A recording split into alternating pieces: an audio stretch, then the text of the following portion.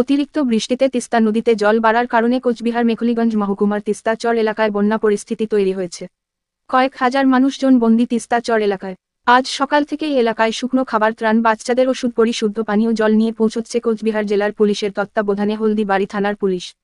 হলদিবাড়ি থানার আইসি কাশ্যপ রায় নিজে নৌকো করে ত্রাণ নিয়ে পৌঁছছেন এলাকায় বলে পুলিশ সূত্রে জানানো হয়েছে।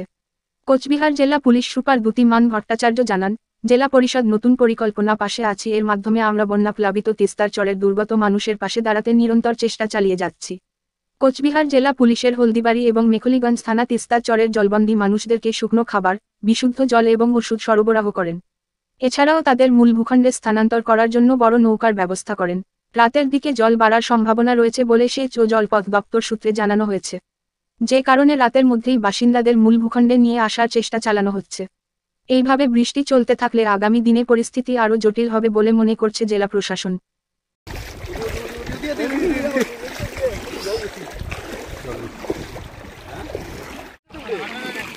জল উঠবে তো, জল কেন